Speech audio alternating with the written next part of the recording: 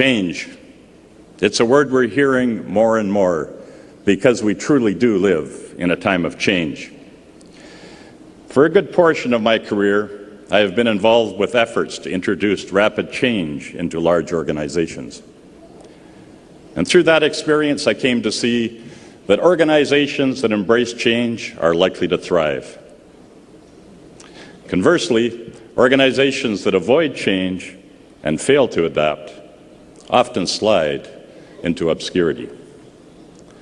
As a reminder of this reality, a well-known international business leadership school awards its graduates with a bronze dinosaur paperweight inscribed with the words, "Adapt or perish."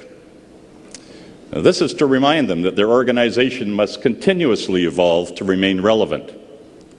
For Rotary, our challenge is, will we adapt to the rapid changes taking place in society, or will we become another dinosaur?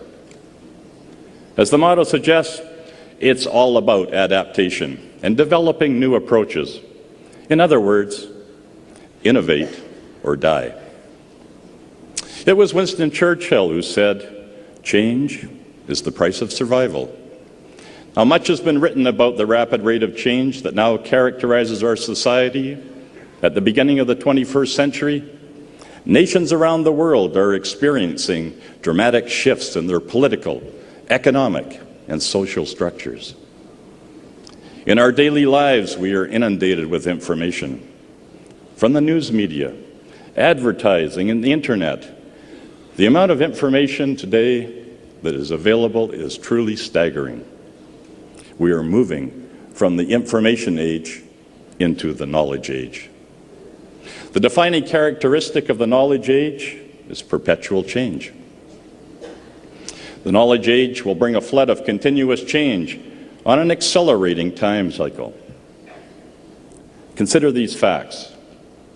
Every 2 or 3 years, the knowledge base doubles. Every day, 7,000 scientific and technical articles are published. High school graduates have been exposed to more information than their grandparents were in a lifetime. There will be as much change in the next 3 decades as there was in the last 3 centuries. Now, Rotary is affected by this societal change, and we must respond. To this end, Rotary International initiated the development of a vision and strategic plan to guide our organization through its 2nd century of service. To provide support at the club level, the Club Leadership Plan was launched. It's an extension of the District Leadership Plan, and it's vital to the stability, growth, and success of our organization. It provides clubs with leadership techniques and an administrative structure to guide their activities. Well, sadly, I often hear the Club Leadership Plan described as a new club committee structure that replaces the 4 avenues of service. That's not the intent. The 4 avenues of service continue to be the philosophical cornerstone of Rotary. The Club Leadership Plan is so much more than just a new club committee structure. If clubs wish, they may leave their structure as it is while implementing the plan. The essence of the Club Leadership Plan is found in its 9 critical processes. They strengthen Rotary at the club level by providing continuity in projects and decision-making, consensus for decision-making and goal-setting, a balance between service and fellowship activities, a larger supply of well-trained leaders in the club, an expectation that every member will be active, ongoing education opportunities for all members, and succession planning for club leadership. The Club Leadership Plan provides the basis on which each club builds its own identity. Now, the 9 steps for implementation are critical leadership processes that all Rotary clubs need to be effective. And I'm sure that each of you relentlessly focuses on these same key leadership processes in your business life. And a club may address these functions in any way it chooses. This flexibility allows the club leadership plan to be implemented throughout the Rotary world. The plan is based on the best practices that highly successful clubs have used since Rotary was founded. We're at an interesting point in the adoption of the club leadership plan. Many clubs are aware of the plan, and many have implemented it, but many still haven't even considered using it. Those that are using it should revisit and review it every year. It's an ongoing journey. I often hear of clubs that are experiencing a net loss of 1 or 2 members per year and are quietly slipping away. Many of their leaders are successful in the community because of their business skills and acumen. If their businesses were shrinking at this rate, would they not revisit their vision and key processes to ensure they are still relevant? It's ironic that we seek competent businessmen and women for membership, but we don't always encourage them to use their business skills when leading clubs. Many clubs take a "that's the way we've always done it" approach. Now, during the past 12 years, Rotary has put considerable effort into attracting and retaining its members. We have successfully brought in large numbers of new members. However, we also lose many within the first year. Why are we not able to retain these new members? Well, I believe the quality of club leadership has a significant effect. Effective leaders influence the atmosphere at club meetings.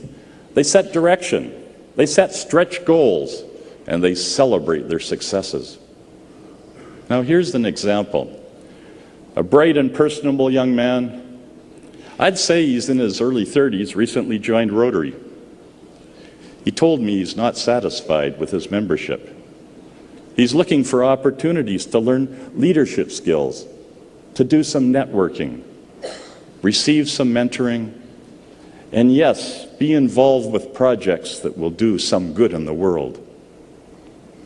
We're not fulfilling his expectations. Will he stay around? Well, I hope so, because he has the qualities and the energy to one day become an outstanding leader in Rotary. But if we don't provide something he values in exchange for his time and commitment, he will decide to leave. The future of our great organization is in the hands of those who lead our clubs, your presidents-elect. The required leadership skills are available within our membership. We must implement processes that ensure these skills are utilized and focused on the development of our clubs. This is why the club leadership plan was developed. As district leaders, it's your role to effectively lead your clubs during the coming year. And President-elect D.K. Lee's theme is "Make Dreams Real."